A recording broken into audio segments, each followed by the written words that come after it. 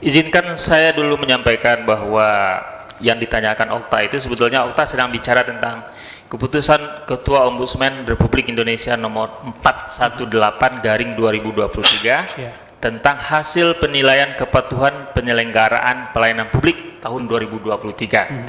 Benar, Padang itu dapat skor 82,64. Nah, untuk Okta ketahui, itu adalah disebut dengan zona hijau, Ya. kemudian kategorinya B, dan yang B itu range-nya itu 78 sampai 87,99. Berarti masih rendah ya. Jadi teman-teman di tim penilai itu berseloroh katakan bahwa hijaunya ini hijau hambar gitu, sudah hampir ke kuning-kuningan gitu. Jadi kalau itu yang yang dibangga-banggakan, saya justru jadi heran gitu. Sudah hampir ke kuning, bukan hijau benaran gitu. Jadi kualitasnya itu memang masih disebut sebagai kualitas tinggi, tetapi itu sungguh sangat mengkhawatirkan. Dan faktanya lagi yang menarik itu, di Provinsi Sumatera Barat itu ada 7 kota ya. Kita punya 7 kota, Kota Pariaman dan seterusnya itu. Kota Padang itu angka yang didapat 82,64 itu ranking 7 dari 7 kota. Justru begitu. Ini data yang menyatakan begitu. Nah, memang tidak semua OPD itu yang dinilai oleh Ombudsman. Hanya ada beberapa sampel, ya. Saya tahu betul yang dinilai itu ada 6 OPD. Satu dinas DPM PTSP, kemudian yang kedua Puskesmas Pegambiran, yang ketiga Puskesmas Air Dingin, kemudian yang keempat dinas pendidikan, kemudian dinas capil dan dinas sosial. Nah, itu kemudian dikumpulkan nilainya, lalu kemudian dibagi, dapatlah poin 82,64 itu. Jadi sebetulnya itu menurut saya bukan sebuah prestasi, tapi justru kita khawatir bahwa dengan angka 82,64 itu kita hampir sebetulnya masuk ke jurang yang kuning gitu.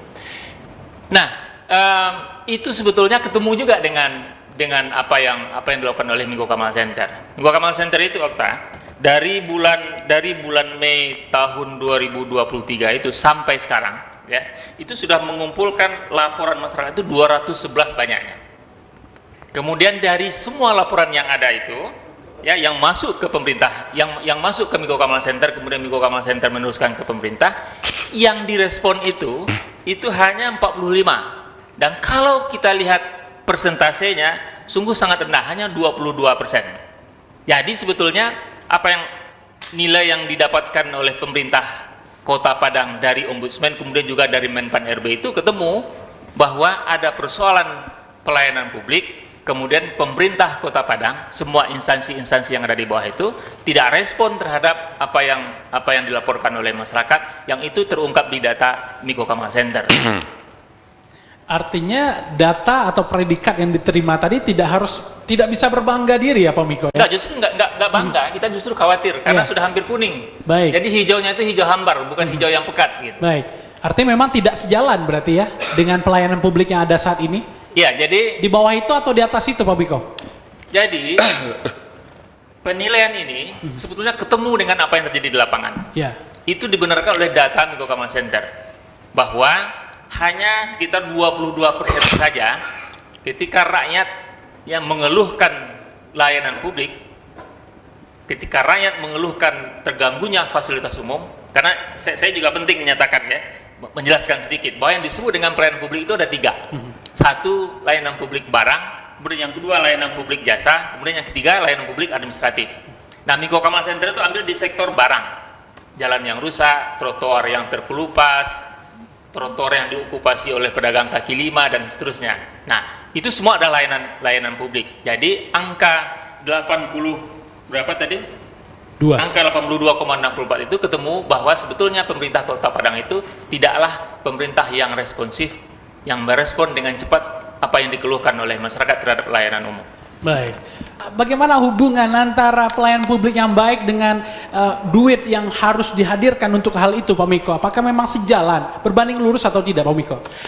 Iya, duit itu penting dalam pengelolaan sebuah kota ya. Tetapi duit bukanlah segala-galanya gitu. Artinya apa? Artinya dengan sumber daya yang ada sekarang, sumber daya keuangan yang ada sekarang, sebetulnya pemerintah itu sudah bisa melaksanakan pelayanan publik yang yang prima gitu. Kenapa? Karena pelayanan publik itu sebetulnya juga tidak membutuhkan biaya yang terlalu besar.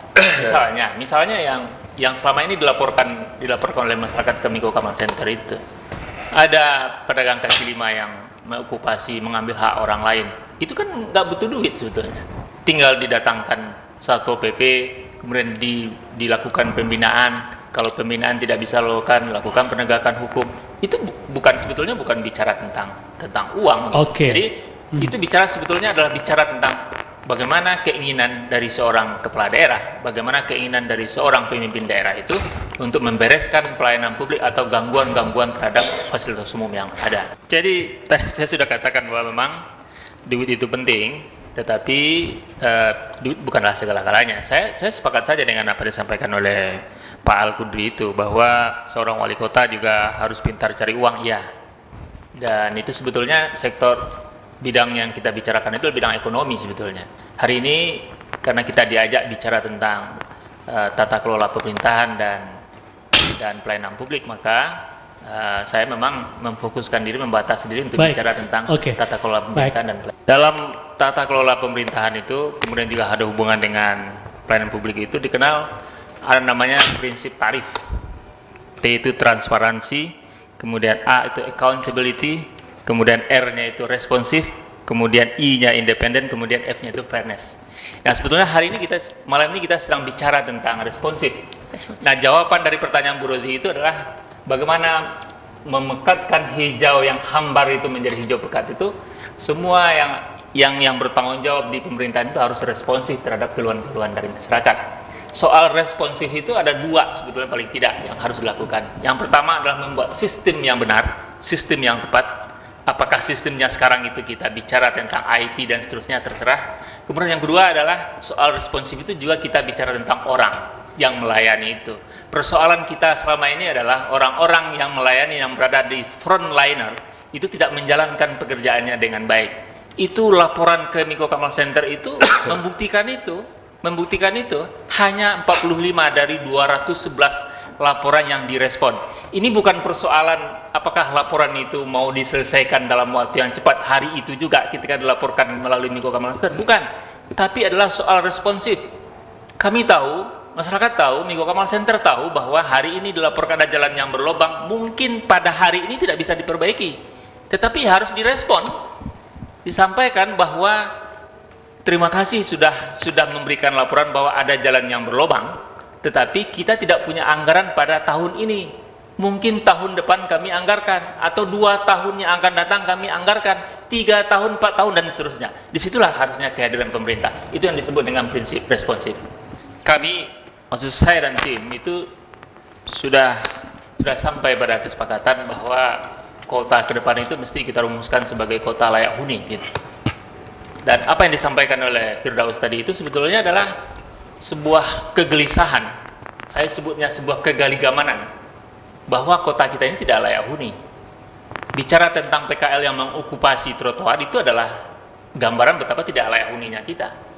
Bicara tentang jalan yang berlubang itu adalah gambaran tidak layak huninya kota kita. Bicara tentang sampah yang berserakan di mana-mana, bicara tentang sulitnya mendapatkan BBM itu juga karena kita tidak layak huni. Nah, oleh karena itu yang disampaikan, yang ditanyakan oleh Firdaus tadi itu akan terjawab ketika kita sudah merumuskan bahwa kota Padang ini mesti kita bawa menjadi kota yang layak huni dengan prinsip kota yang bersih, kota yang aman, kota yang nyaman, dan kota yang warganya partisipatif gitu. Nah, itulah yang nanti akan kami turunkan kalau Allah berikan kesempatan kepada saya, pada kami untuk jadi wali kota Padang ke depan gitu. Dan sekali lagi Pak Firdaus, ya, yang saya sampaikan tadi itu adalah prinsip besarnya kita ini mesti mencanangkan kota Padang kota layak huni, lalu kemudian akan kita turunkan dengan beberapa variabel-variabel selanjutnya. Kemudian saya juga menjawab apa yang disampaikan oleh Bu Rozi tadi. Langsung saja ya. Jadi bagaimana dengan partai-partai politik yang berkemungkinan besar akan mengabek para calon-calon atau kita ini yang akan jadi pemimpin atau jadi wali kota Padang ke depan. Bu Rozi, saya masih percaya bahwa di antara orang yang jahat juga ada orang yang baik-baik gitu. Di antara partai-partai politik yang mungkin Orang bilang ada partai politik yang transaksional, orang bilang partai politik yang minta duit dan macam. Saya juga masih percaya bahwa ada partai politik yang ingin betul-betul ikut berkontribusi membangun kota kita ini gitu. Jadi insya Allah kita carilah partai-partai politik yang betul-betul sama sevisi dengan kita, bahwa ini persoalan kursi yang dimiliki oleh partai politik itu bukan segala-galanya gitu. Saya juga yakin kalau kita ketok hatinya, kita bicara secara baik-baik bahwa persoalan orang yang berkuasa itu bukan adalah persoalan uang, tapi ingin membangun kota ini, insya Allah mereka akan luluh gitu.